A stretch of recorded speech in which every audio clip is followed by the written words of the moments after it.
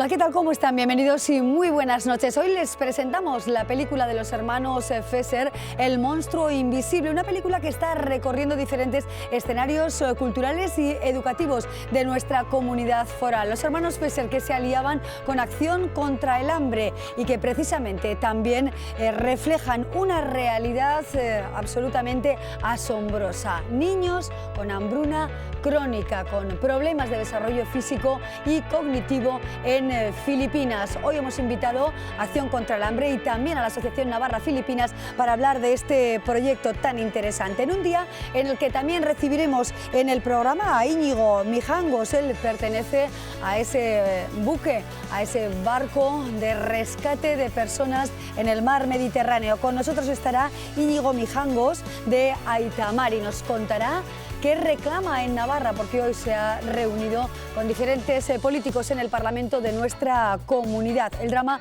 de la inmigración, en voz, como decimos, de Íñigo Mijangos. Y también vamos a conocer a la doctora Maite Ruiz, pediatra, que ha sido becada con más de 2.500 euros por el Colegio de Médicos de Navarra. Va a estudiar con profundidad la enfermedad mental de los niños. Comenzamos.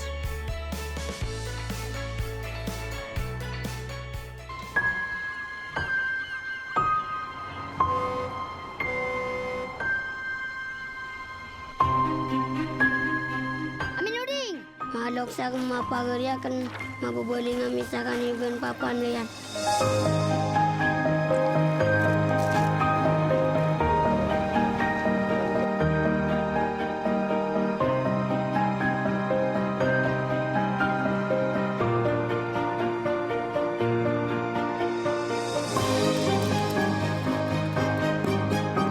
Herliman, smile.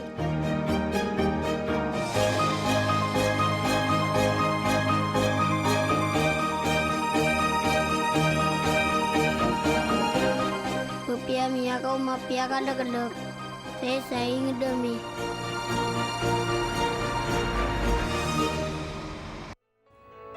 El monstruo invisible, que es el hambre que sufren muchos niños en Filipinas. Iñaki San Miguel pertenece a Acción contra el Hambre en Navarra. ¿Qué tal, Iñaki? Buenas noches. Hola, buenas noches. Gracias por estar con nosotros. Gracias a vosotros. Y también con nosotros Javier Trigo, que es el presidente de la Asociación Navarra Filipinas. ¿Qué tal, Javier? ¿Cómo estás? Muy bien, buenas Bienvenido. noches, Amaya. La verdad que es un drama, ¿no? Ver esta realidad, niños que sufren hambre, que comen en basureros y que es su única manera de sobrevivir en un país, desde luego, con muchos contrastes, como es Filipinas. Se te enternece el corazón cuando ves que estas necesidades las pasan los seres más indefensos, que son los pequeños, ¿no? Los niños. Efectivamente, Filipinas es un país que tiene unas grandes diferencias en cuanto a la distribución de la riqueza. Hay una pequeña minoría que disfruta de la gran mayoría de la riqueza del país, y luego hay una gran mayoría de la población que, por desgracia, vive con muy poquitos recursos, ¿no? Y dentro de esa gran minoría luego está esta ya que son los más miserables de la sociedad, que no tienen, a veces, que para comer tienen que recurrir a la basura, ¿no? Por eso es tan importante el trabajo, ¿no? El trabajo en esos países de buscar la cooperación, pues, para conseguir superar esos problemas. Así es, Iñaki. ¿Cómo se alía Acción contra el Hambre con los hermanos Guillermo y Javier Fesser, directores de cine, guionistas, documentalistas, para sacar adelante este proyecto que se pretende, como decía al principio, bueno, divulgar, mostrar en muchos colegios, en diferentes salas de cine, escenarios y también en festivales nacionales e internacionales? ¿Cómo surge esa unión de intereses? La verdad es que desde Acción contra el Hambre siempre hemos visto como el camino del arte como una buena manera de llegar a la gente, de llegar a las personas con nuestro mensaje, ¿no? De que el hambre tiene solución y de que tenemos que ponernos a ello, ¿no? Entonces, ya habíamos tenido alguna otra experiencia, no con ellos, sino con algún otro director, pues con algún otro cortometraje, documental, y viendo un poco la trayectoria tanto de Javier como de Guillermo Fesser en cuanto a cortometrajes que habían hecho antes, como Vita y la gran idea, Bienvenidos, etcétera, pues vimos que podíamos ofrecerles también, aparte de nuestra capacidad logística y nuestro conocimiento, pues en contextos hijos, ¿no? En este caso el filipino, pues ofrecerles también, yo creo, una causa que les podía encajar, ¿no? en su trayectoria también vital ahí como directores, guionistas y tal, ¿no? Entonces la verdad es que fue muy sencillo, nos engancharon desde el minuto cero y una delicia, la verdad. Ahí tenemos el resultado en ese tráiler que estamos viendo, luego veremos también con más detalle, ¿no? Cómo es ese basurero en el que trabajan niños de 8 años, en el que tratan de sobrevivir, pero que tiene también, bueno, una mirada positiva, ¿no? Un niño de 8 años capaz de pensar que verdaderamente merece la pena reír, sonreír, a pesar de las dificultades. Sí, la verdad es que el tema de la sonrisa y el tema de la felicidad en cierta medida, ¿no? Nos lo encontramos muchas veces en terreno, en situaciones y contextos que dices, madre mía, ¿no? Sonreír aquí, ¿no? Nos cuesta sonreír, ¿no?, a nosotros aquí, ¿verdad? Pero sin embargo sí que existe, ¿no? Y yo creo que aquí los hermanos Fesser le han dado el toque positivo, no se han quedado en la imagen típica, ¿no?, del pobrecito, de lo mal que está el mundo, de que el telespectador, no la persona que se quede quedarnos con el tema de la caridad, la justicia, sino más cosas. Eso es, ¿no? dar un paso más allá, ¿no? Entonces han hecho yo creo que una obra muy bonita, muy estética, muy emotiva, que transmite perfectamente lo que queremos que se transmita y además que mueva a la acción, que es un poco lo que nos interesa, porque emocionarnos para no movernos, desde luego no tiene mucho sentido, ¿no? Exacto, bueno, pues moviéndose está desde luego de forma constante la Asociación Navarra Filipinas, que bien conozco, a la que pertenezco, ¿verdad?, como Javier, y efectivamente también con la intención de ayudar a quienes más lo necesitan, entre otras cuestiones, ¿verdad? Sí. Bueno, en relación con esto que comentabais de la sonrisa de los niños, la sociedad en la que vivimos tiene un problema, que es juzgar siempre con nuestros ojos y con nuestra mentalidad. Por suerte, la población filipina es una población muy alegre, muy divertida, tiene unas características muy similares a las españolas. Es el pueblo más hispánico de Oriente, quizá le venga porque es el único país católico mayoritariamente, y eso se nota. Y muchas veces en esas situaciones de dificultad y de miseria, ellos son capaces de sonreír, ¿no? Nosotros a lo mejor no seríamos capaces de hacerlo, pero ellos tienen otra visión de la vida. Es decir, ellos no tienen nada que perder, ¿eh? Nosotros, sin embargo, cuando miramos ese contexto, lo miramos porque somos personas que siempre tenemos algo que perder. Es decir, tenemos miedo a perder la salud, tenemos miedo a perder la casa, vital, tenemos ¿no? miedo a perder las posesiones. Ellos no tienen nada a perder, pero nada tienen, ¿no? Entonces, efectivamente, nosotros queremos mejorar sus condiciones de vida, porque las condiciones de vida que tienen, efectivamente, son muy mejorables y necesitan ser mejoradas. Pero muchas veces se explica eso, de que ellos sean capaces de sonreír, capaces de verte, como, ¿no? y da la impresión de que no tienen esa necesidad, ¿no? Pero bueno, sí es necesario que nosotros también, como tú bien sabes, desde nuestra asociación, uno de los objetivos que tenemos es la solidaridad, ¿no? Es decir, ayudar en esas necesidades, porque además del hambre que pasan, también tienen un gran problema de salud. Muchas veces esos niños se mueren por una enfermedad, por una disentería, por una infección que cogen y que no puede ser tratada, entonces se mueren muy jovencillos, ¿no? Aparte del hambre que pueden pasar. Pero bueno, la idea es eso, sensibilizar, ¿no?, a nuestra sociedad, que es una sociedad del excedente. O sea, nosotros vivimos en una sociedad en la que del gran sobrante, exacto, ¿no?, que en nos conseguir sobra de compartir todo, efectivamente, ¿no? Cosa que a estas personas, pues ya ven ustedes en imágenes, no juegan con los móviles, con móviles que encuentran en la basura o con cosas que simulan que son móviles, bueno, tienen que recoger el plástico, ¿no?, para intentar sobrevivir, venderlo, en fin, unas dificultades extremas. ¿Qué pretende Acción contra el Hambre con este documental, y también qué retorno, ¿no?, se está recibiendo ya a todos los niveles, ¿no?, en cada una de las proyecciones que ha tenido lugar aquí en Navarra y en otros lugares? A ver, lo que pretende Acción contra el Hambre es mostrar la cruda realidad del hambre crónica. El hambre crónica es una enfermedad en la cual tú ves personas bajitas para la edad que tienen, tal cual. Pero eso tiene un trasfondo muy importante, ¿no?, que eso al final tiene unas repercusiones vitales muy significativas.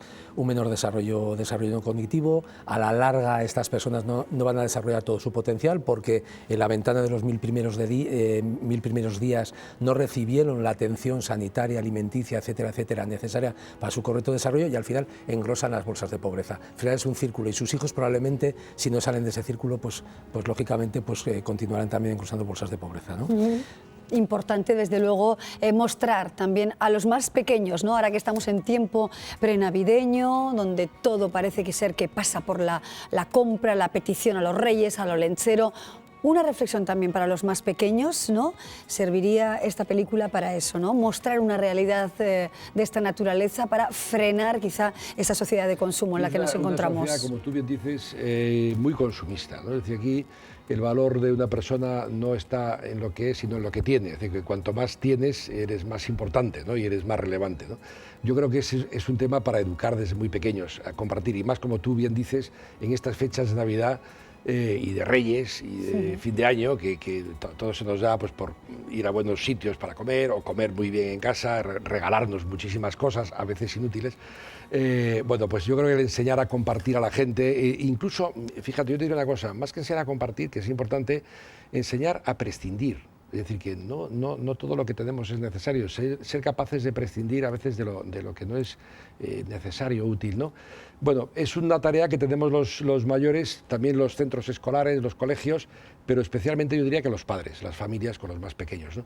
Que los más pequeños vean este tipo de documentales y vean la realidad que ocurre en otros países, es como un fogonazo a la conciencia de la gente, decir, ojo, que no todos tienen la suerte de vivir como vives tú. Efectivamente, bueno, ahí tenemos a los hermanos Fesser en esas imágenes que nos ha cedido Acción contra el Hambre, haciendo, bueno, pasarlo bien a muchos niños, ¿verdad?, con ayuda de pequeñas marionetas, ¿no?, y, bueno, pues permitiendo de alguna manera con su humor también y con sus capacidades hacer pasar un gran rato, hacer reír a estos niños, bueno, pues que sufren muchísimo esa situación de desamparo, ¿no?, económico y de más cuestiones en la vida, ¿verdad? Así es, pues la verdad es que bueno, verles ahí en plena acción, la verdad es, para los que no conocemos el mundo del cine, es súper interesante también, pero sobre todo que han sido capaces de hacer realidad un cortometraje que se va a ver en muchísimos sitios, no solo en los centros escolares, sino también en televisiones y luego en festivales también. O sea que de alguna manera el grave problema de la desnutrición crónica va a llegar a muchísima gente y ese es un poco el objetivo. Y gracias al Gobierno de Navarra que ha sido uno de los financiadores importantes de este proyecto, que sin ello pues hubiera sido imposible. Exactamente, una campaña también de crowdfunding ha servido desde luego para que salga adelante, así que esa solidaridad también es interesante. Nos quedamos con ello, con esta película documental con tanto contenido social tan interesante que hemos podido ver recientemente en la Filmoteca de Navarra y que esperemos también que vuelva a Navarra en otro momento para poder profundizar en todo esto. Iñaki San Miguel, muchísimas gracias por venir al programa. Gracias a vosotros. Un placer y gracias, por supuesto, también Javier Trigo. Y enhorabuena por todo. Y gracias a Acción contra el Hambre, porque yo creo que está haciendo una labor fantástica y es necesario recordar este mensaje continuamente y también gracias a vosotros por hacerlo presente. Gracias. Bueno, pues gracias todos, de verdad agradecidos por tener la suerte de poder verlo y contarlo aquí en La Muga. Abrimos así el programa y seguimos con otros contenidos. Percol. Cortinas, Percol. estores, Percol. paneles japoneses, Venga a Percol y conozca el nuevo tejido Poliscreen. las cortinas que no se lavan. Percol. Avenida de Zaragoza 65, Pamplona. Ya saben ustedes que uno de los pilares de nuestro programa es la salud y también los hábitos de vida saludables. Hoy en Salud tenemos la conversación prevista con una doctora a la que el Colegio de Médicos de Navarra le ha de alguna manera premiado, podríamos decir, con una beca de 2.500 euros para seguir estudiando y profundizando en la enfermedad mental en los niños. Es la pediatra Maite Ruiz Goicoechea. Doctora, ¿qué tal? Bienvenida, buenas noches. Buenas noches, Amaya. Gracias por acompañarnos. La enfermedad mental en los niños, es verdad que no hablamos demasiado acerca de esta situación, ¿verdad? Otras enfermedades pediátricas creo que son más habituales, ¿no? Hablamos más de ellas, pero no tanto la enfermedad mental. Podría ser, es verdad que la enfermedad mental infantil pues viene a ser del 10 al 20%, uno de cada 8 niños pueden tener un problema mental a esta edad, si bien es cierto que igual son problemas de entrada que pensamos que son menos graves, como podría ser una esquizofrenia, una psicosis, pero están ahí los trastornos de ansiedad por separación, la bulimia, la anorexia, el bullying, el TDAH, igual no están en los corrillos de patio, pero están ahí. Efectivamente. ¿Y cuál es la prevalencia de la enfermedad mental en los más pequeños? Pues se estima que de un 10 a un 20%. Vendría a ser uno de cada 8 niños podría tener una enfermedad mental a lo largo de su vida. Claro. Si bien es cierto que distinguimos entre episodios igual agudos, pues una reacción patológica a un duelo por la muerte de un familiar, un traslado de domicilio, a enfermedades como podrían ser pues, una esquizofrenia, que igual es algo crónico, que esto es más raro verlo en pediatría porque debutan más tarde, igual debutan ya pues, con 16, 18, 20 años y no lo vemos tan habitualmente. Con esa beca que obtiene a través del Colegio de Médicos, Maite, ¿cómo va a profundizar en todo ello? ¿Dónde se va a formar con más detalle, con más tiempo, con una mayor posibilidad de estudio y de investigación? Pues la beca en realidad tiene como dos partes diferentes, pero que yo voy a simultanear. La primera parte es una rotación clínica en el hospital, en el Lighthouse Hospital de Winchester, que no es un hospital al uso, como podríamos tener los hospitales aquí en Inglaterra. Se tiende a separar las unidades de psiquiatría infantil de agudos del hospital. Entonces esto es más como podríamos imaginarnos una residencia, ¿no? En un edificio de habitaciones, otra sería un colegio que depende de educación, no de sanidad, otro área de actividades de ocio, de arte, y es un hospital en el que, como los niños pueden llegar a estar entre 3 y 4 meses, también se dispone de habitaciones para las familias. Ajá. Esa sería la primera parte, Sí. y la segunda parte sería una estancia de investigación en la Universidad de Southampton. Aunque son sitios diferentes, están a 20 kilómetros uno de otro.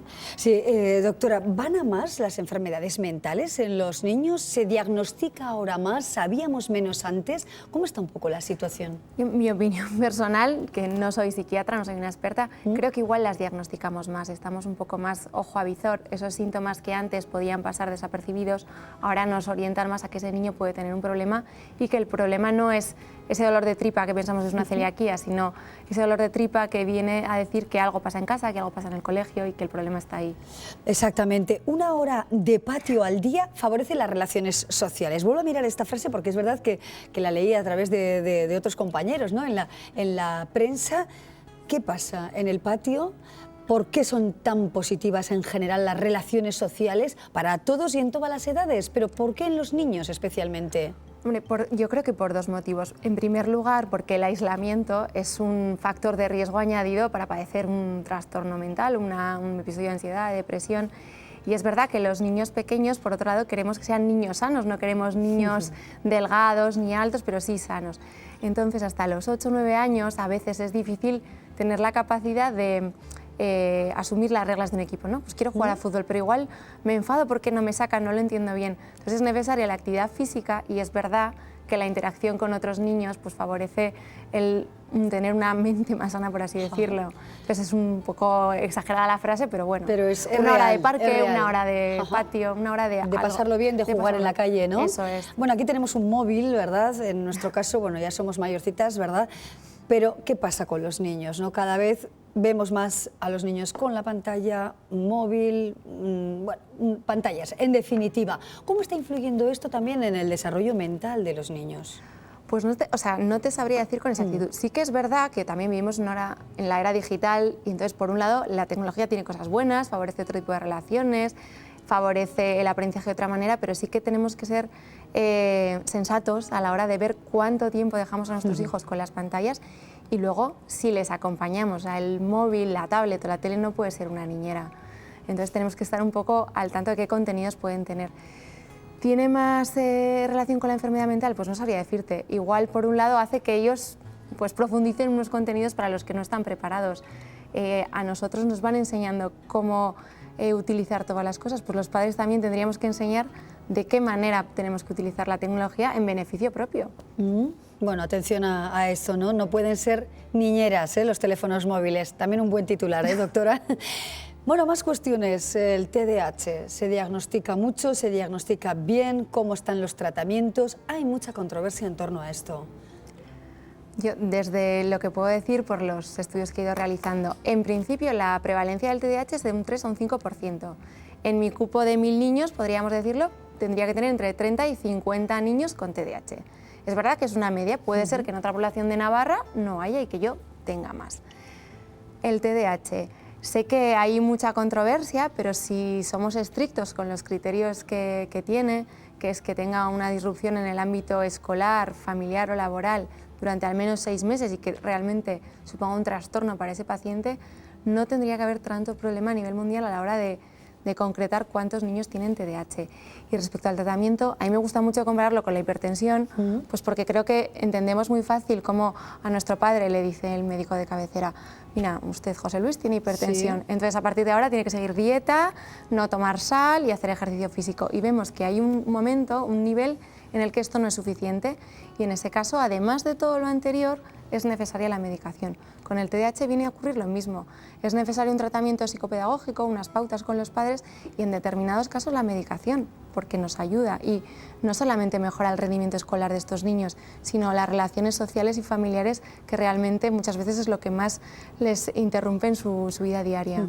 ¿Los padres cómo aceptan situaciones de enfermedad mental en los niños, ¿no? ¿Cuál suele ser la posición más frecuente, ¿no?, de los padres? Pues depende. Muchas veces cuando es un problema de tipo bullying o de trastorno de la conducta alimentaria, igual son ellos mismos los que han acudido primero a la consulta sin el niño a ponerte sobre aviso, y ellos pues lo aceptan bien. En realidad quieren que tú les guíes un poco, que les orientes sobre qué pueden hacer.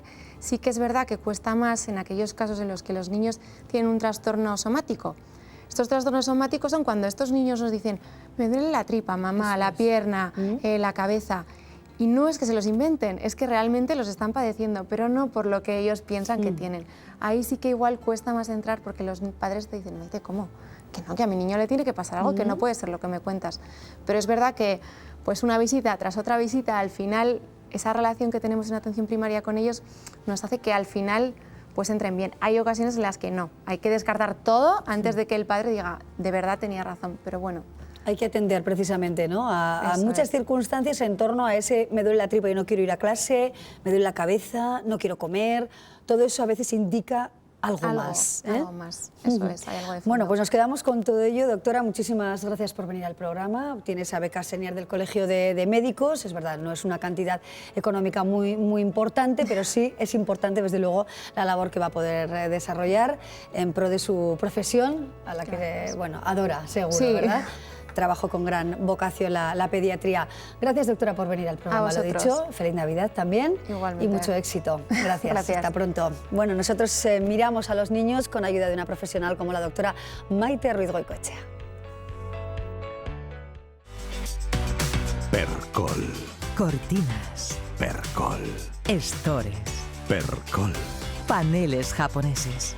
Venga a Percol y conozca el nuevo tejido Poliscreen. Las cortinas que no se lavan. Percol. Avenida de Zaragoza 65, Pamplona.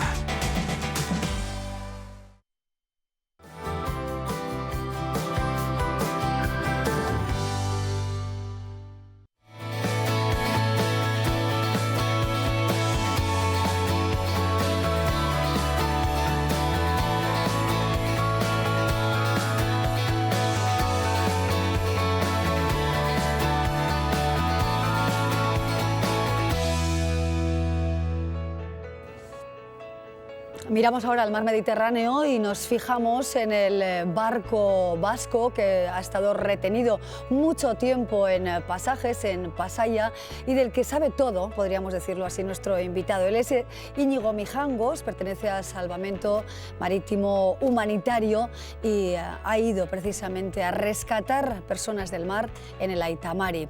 ¿Qué tal estás, Íñigo? Gabón, muy buenas noches. Hola, ¿qué tal? Buenas noches. Muchísimas gracias por acompañarnos. La labor que hace todo el equipo del Aita Mari es absolutamente impresionante. ¿Cómo decidís dar los primeros pasos, coger este barco, poneros en marcha, ir al Egeo, al Mediterráneo, a buscar y a recoger y a sacar de la muerte a tantas personas? Bueno, nosotros un poco, nuestra trayectoria se inicia en el 2015, cuando se produjo el flujo masivo de personas, fundamentalmente de Siria, que venían huyendo de la guerra y que entraban a través, bueno, pues a las islas del Egeo buscando pues un refugio en Europa. Nosotros en aquel momento, bueno, pues aquello nos conmovió, como a todo el mundo, ¿no? La foto de Alan Kurdi, de este niño en las playas turcas, y bueno, pues iniciamos ahí esta andadura. En ese transcurso, en el 2016, nos llamaron de la Comisión Europea para explicarles un poco nuestra experiencia en los campos en Grecia. Y bueno, pues ahí oímos de primera voz por parte de los representantes de la Comisión que en el Mediterráneo central las fuerzas que estaban desplegadas allí, las fuerzas militares que estaban desplegadas allí, no tenían mandato humanitario. Tenían un mandato de control fronterizo, pero no tenían un mandato humanitario. Y a partir de ahí, pues bueno, es cuando germinó, digamos, esa idea de intentar poner el máximo de barcos de rescate en la zona y bueno, pues iniciamos el proyecto Aita Mari. El nombre del barco se refiere o recuerda a José María Zubia Cigarán, Mari o Aita Mari. ¿Quién fue? Bueno, Aita Mari es un personaje, es una persona muy querida en la comarca de San Sebastián, de Donostia, y bueno, la zona de Zumaya, Zarauz, que él era oriundo de allí. Y bueno, era un marinero, era un pescador que los días de tormenta, de mala mar, de galerna, pues salía a ayudar a sus compañeros y bueno, falleció en uno de estos rescates, ¿no? Y bueno, pues entendíamos nosotros que el espíritu de Aita Mari pues encajaba perfectamente con el proyecto que nosotros teníamos. Ahí vemos imágenes, Íñigo, momentos en los que vosotros compartís y departís con las personas a las que rescatáis, ¿no?, del mar. ¿Qué pasa en estos momentos que estamos viendo, ¿no? ¿Qué dicen estas personas? ¿Cómo se sienten? Y también vosotros, ¿no?, cuando tenéis la oportunidad de, bueno, pues salvar la vida a decenas de personas, sobre todo hombres, ¿no?, como estamos viendo. Bueno, ahí también había algunas mujeres y algunas además con una historia encima realmente dura, ¿no? Las mujeres migrantes en todo su proceso migratorio bueno, pues sufren cantidad de vejaciones y de violaciones que es muy duro, ¿no?, escucharlo. En ese momento, bueno, pues concretamente esas imágenes son del momento que les comunicamos que ya teníamos puerto de desembarco, ¿no?, que ya lo sospechaban porque veían que ya andábamos todo el día muy agitados. Y bueno, pues realmente pues es un momento de alegría y de relax, ¿no?, un poco porque toda la tensión que se había vivido habíamos tenido pues bastante mala mar. Y bueno, pues sí que fue un momento pues muy bonito realmente. Claro, ¿qué habéis pedido a las instituciones? Os habéis reunido con el Parlamento de Navarra, también en el Gobierno vasco recientemente. ¿Qué reclamáis a quienes nos representan, por ejemplo, en Navarra? Bueno, nosotros al final lo que pedimos es que se cumpla la ley, ¿no? Bueno, en todos los casos, siempre que hablamos en estos foros, surge la expresión voluntad política. Y realmente pues lo que pedimos es eso, que haya una voluntad política de cumplimiento de la ley, que si tienen que estar las personas en hotspot, en los centros de registro, que nosotros estamos en Grecia haciendo asistencia médica en uno de ellos, bueno, pues que eso se haga cumpliendo la ley, que se cumplan los estándares europeos y bueno, fundamentalmente una de las maneras de resolver estos problemas es que se establezcan vías seguras, ¿no?, que se amplíe las posibilidades de estas personas de llegar de forma legal, de forma segura, vía visados, vía bueno, pues unas rutas ordinarias, mucho más lógicas y de acuerdo con los principios de los derechos humanos. ¿Y qué respuestas estáis obteniendo de las instituciones y también de alguna manera de la población, que somos quienes verdaderamente también podemos recibir a estas personas, acogerles de una manera o de otra, temporalmente o bueno, por un tiempo determinado? ¿Qué respuestas estáis encontrando? Bueno, algo estaremos haciendo bien en el momento en que la mayoría de los partidos y la mayoría de las personas que están tienen un consenso, ¿no?, y todos nos ponemos de acuerdo, porque es difícil no ponerse de acuerdo cuando estamos defendiendo los derechos humanos, ¿no?, cuando estamos diciendo simplemente que se cumpla la Carta de Derechos Fundamentales de la Unión Europea. Entonces es difícil que alguien te diga que no. Algunos partidos igual pues se abstienen porque bueno, matizan algunas cosas, pero en el conjunto pues bueno, hay un consenso y hay un acuerdo. Yo creo que la ciudadanía en general también recibe el mensaje de forma positiva. Obviamente están esos mensajes negativos con respecto a la migración, xenófobos, racistas, que están ahí, que existe ese mensaje, que bueno, yo creo que es una interpretación muy cortoplacista y muy miope de la realidad. Obviamente, dentro de las personas que vienen hay de todo, obviamente, como lo hay en nuestra sociedad. Esos prejuicios, esos clichés preconcebidos y en los que insisten algunas formaciones, precisamente, ¿verdad? Diciendo que los inmigrantes nos quitan el trabajo, que, bueno, poniendo todos los adjetivos en negativo de estas personas, ¿no? Sí, pero es que eso mismo lo tenemos en nuestra sociedad, o sea, personas que se aprovechan de los beneficios sociales, personas que, bueno, pues que delinquen y que actúan en contra de las normas básicas de la sociedad, lo tenemos en todos los grupos, ¿no? Entonces, bueno, en este caso yo creo que no hay ni más ni menos. habrá los que toquen el porcentaje que nos toca. Pero lo que sí que podemos decir, yo por lo menos en la experiencia que tengo, en los prácticamente ya 5 años que llevo trabajando con estas personas, es que hay muchísimas personas con muchísimas ganas de salir adelante y de trabajar, y que realmente es una gran oportunidad que tenemos como sociedad el aprovecharnos del conocimiento, de la experiencia, de la sabiduría de estas personas y de sus ganas de salir adelante. Claro, Íñigo, ante este planteamiento os habéis encontrado con trámites burocráticos muy complejos que han puesto en peligro en mucho tiempo muchas vidas humanas, ¿no? Ante esa burocracia, esa administración, esa lentitud también por unos y otros motivos, pues, ¿qué respuesta cabe? Bueno, como he dicho antes, es una cuestión de voluntad política, ¿no? Si se hubiese aplicado en el caso de la Aita Mari el reglamento de despacho y la normativa aplicable a cualquier buque, el barco habría salido prácticamente hace un año. Sin embargo, yo considero que por voluntad política se han ido buscando caminos entre líneas, y realmente pues a nuestro barco se le ha aplicado una serie de condiciones excepcionales para poder salir a la mar. Entonces, bueno, pues es triste constatar que ha habido intencionalidad política en el retraso de la Aita Mari, ¿no? Cuando efectivamente pues hacía falta estar en la mar, el poder asistir a esas personas. Nosotros en el poco tiempo que estuvimos, pues bueno, vimos cómo desaparecía un barco con 94 personas que no se ha tenido ningún registro, ¿no? No se sabe dónde han terminado esas personas, han desaparecido. ¿Cómo es el día a día ahí en alta mar, como estamos viendo, ¿no? en imágenes, en ese barco pesquero, el Aita Mari? ¿Cómo os encontráis con las personas? ¿En qué condiciones? ¿Cómo es un día a día para vosotros? Bueno, al final el día a día en el barco es bastante aburrido. Son guardias, una detrás de otra. Mucho trabajo también, ¿no? Sí, realmente bueno, hay poco tiempo para descansar y hay que aprovechar el poco tiempo que tienes para descansar, porque el mar no da tregua. Y bueno, pues es un barco efectivamente pesquero, es un antiguo pesquero reformado, y la habilitación del barco pues bueno, no es la más cómoda, realmente es un barco en ese sentido incómodo. Es muy noble, tiene un comportamiento muy noble, la navegación, y eso pues se agradece, pero por otro lado pues los espacios de intimidad y de descanso son pequeños.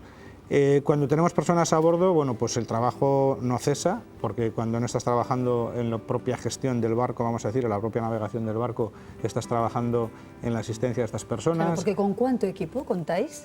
Bueno, en el barco la tripulación son 15 personas, son 7 profesionales y el resto son voluntarios, donde se incluye pues, cocinera, el personal sanitario, solemos llevar médica y enfermera, y bueno, luego lo que son los compañeros de rescate. Claro, ¿habéis sentido miedo en más de una ocasión, Íñigo? Bueno, yo realmente miedo no he tenido, ¿no? En algún momento sí que has podido tener cierta preocupación, más que nada también por las personas que tienes a bordo, por ver cómo están sufriendo, ¿no? Por ver cómo pues, bueno, esa estancia, o son personas que no están acostumbradas al mar, pues cómo sufren, ¿no? Cuando viene una tormenta. Nosotros decimos, bueno, el barco no tiene ningún problema, sabemos que va a capear la tormenta perfectamente, pero lógicamente las personas que no están acostumbradas se asustan y bueno, pues un poco eso es lo que te preocupa. Yo propiamente miedo, no he tenido. ¿Cuál es vuestra siguiente acción? Bueno, ahora el barco está en Atenas, está en la reparación y en el mantenimiento ordinario de invierno. Esperamos que para el día 25 de enero estén todos los trabajos terminados y bueno, pues iniciaremos otra misión, ¿no? Para el 2020, si hay suerte y bueno, pues conseguimos la financiación. En principio la idea es hacer mínimo 6 misiones, 6 mareas y bueno, y lógicamente en Grecia seguimos trabajando, ¿no? Hemos trabajado ininterrumpidamente hasta ahora y bueno, tenemos previsión el año que viene seguir trabajando en Grecia. Pues nos quedamos con todo este trabajo que acometéis y también con esas ideas, ¿no? que reclamáis, sobre todo bueno, pues a nivel estatal y europeo, que se anteponga la solidaridad y el respeto a los derechos humanos frente, por ejemplo, a discursos populistas, ¿no? que destilan odio y racismo en contra de estas personas migrantes que proceden de otros países y que vienen huyendo, ¿no? de guerras, huyendo de bueno, pues fatalidades, ¿no? Personas que no son números, que son personas de las que bien conocéis, ¿no? Precisamente en esos días que tenéis que compartir en vuestro barco. Íñigo Mijangos, muchísimas gracias por venir al programa, gracias de verdad por este testimonio y por todo el trabajo que desarrolláis. Enhorabuena. Es que ricasco, gracias a vosotros. Es que ricasco. Bueno, pues nos quedamos con el testimonio de Íñigo, que representa a muchas personas voluntarias, trabajadoras, que tratan de ayudar a quienes más lo necesitan. Trujal Mendía de Arróniz desde 1992. Aceite procedente íntegramente de olivos de Navarra, el Trujal más representativo de la comunidad foral. La tradición en aceite de oliva virgen en Navarra tiene un nombre, Trujal Mendía, el auténtico sabor de nuestra tierra. Abrimos ya tiempo para nuestro reportaje de la semana con nombre propio. Silvia, les presentamos a esta mujer que en su día pasó por la universidad, estudió química, trabajó en determinadas funciones y un día, por motivos familiares muy especialmente, decidió dejarlo todo, centrarse en el mundo rural y abrir una quesería. Hoy les contamos su testimonio.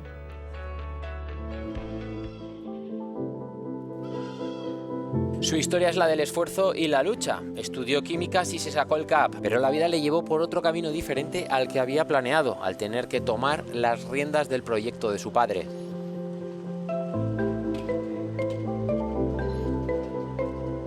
Yo tenía intenciones de trabajar en un laboratorio o de ser profe, pero bueno, mi padre fallece de repente y yo decido dejar todo y venir y hacerme cargo de la explotación para luchar por esto, junto con mi madre y mi hermano y luchar por el sueño de mi padre.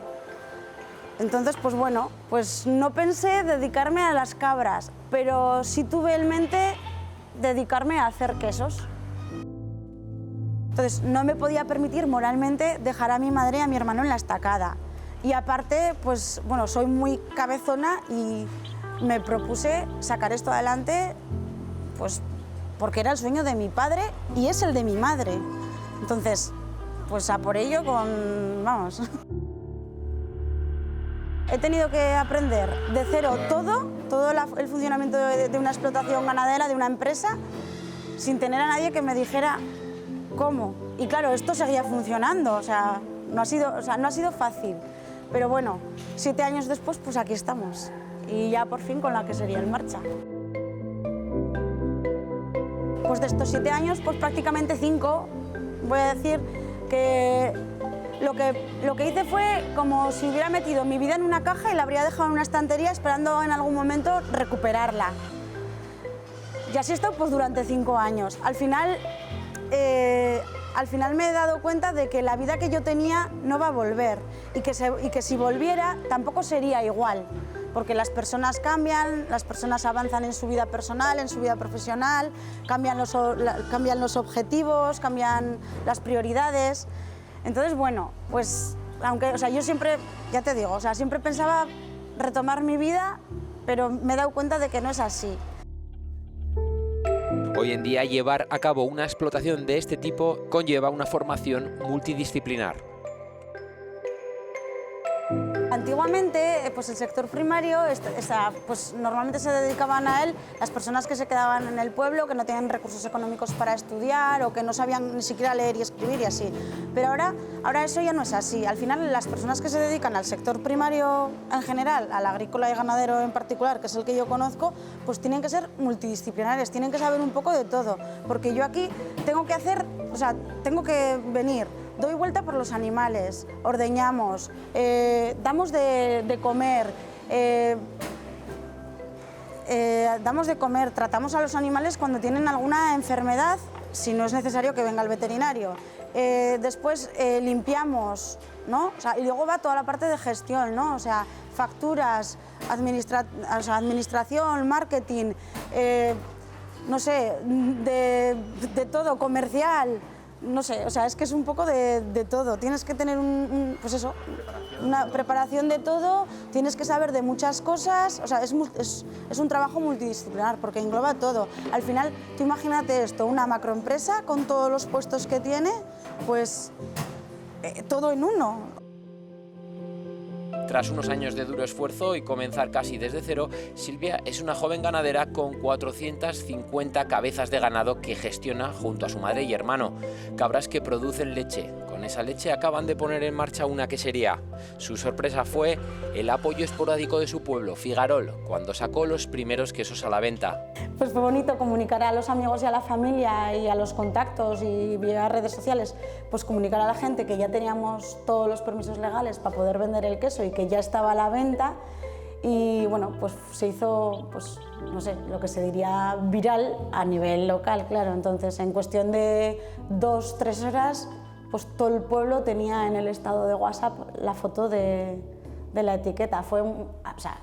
Ha sido gratificante, ha sido muy bonito. Nos hemos sentido muy arropados. De momento tiene una producción pequeña de apenas 50 quesos por tirada, pero una gran aceptación, con casi la totalidad ya vendidos en el propio Figarol.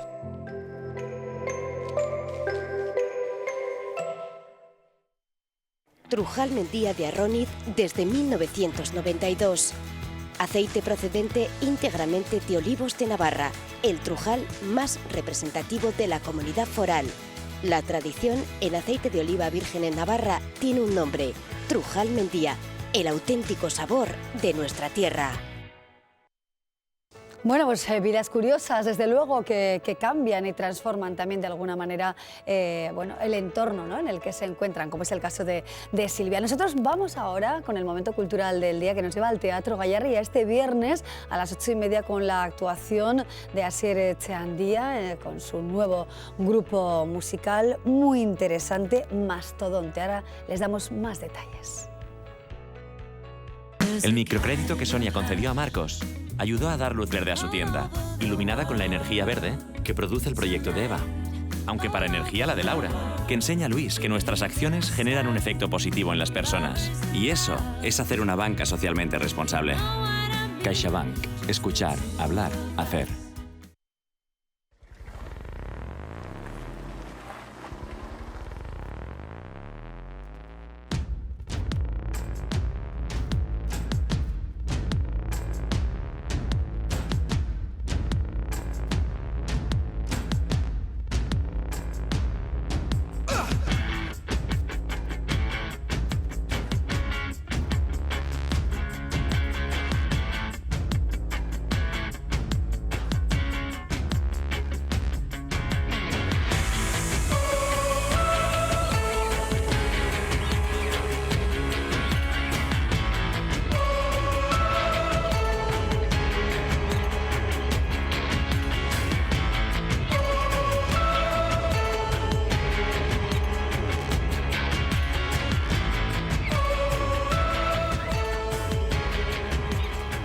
Mastodonte es el proyecto musical liderado por Asier Etxeandía y Enrico Bárbaro, que ha visto la luz en forma de álbum conceptual, sacudiendo el nuevo panorama musical. La transfiguración del mastodonte, están viendo ustedes en este videoclip, es un viaje emocional en forma de concierto, como la anatomía de una vida, con sus diferentes etapas, actos que conforman sus canciones épicas y rotundas. Lo podremos ver este viernes a las 8:30 de la tarde en el Teatro Gayarre de Pamplona. La transfiguración del mastodonte, un periplo en la búsqueda de las causas de las frustraciones y los miedos que no nos permiten ser fieles con nuestra íntima y exclusiva forma de ser. Me resbalo sobre ti y vuelvo a temblar cuando estallas sobre mí. Ya no queda nada aquí, no tengo. El microcrédito que Sonia concedió a Marcos ayudó a dar luz verde a su tienda, iluminada con la energía verde que produce el proyecto de Eva. Aunque para energía la de Laura, que enseña a Luis que nuestras acciones generan un efecto positivo en las personas. Y eso es hacer una banca socialmente responsable. CaixaBank. Escuchar, hablar, hacer. Llegamos ya al final de nuestro programa, como siempre agradeciéndoles su compañía y su confianza. Volveremos mañana con más historias que ya estamos preparando para todos ustedes, pero antes les dejamos esta frase, es un proverbio africano con el que cerramos la muga de hoy, como siempre agradeciéndoles siempre su fidelidad. Hasta pronto.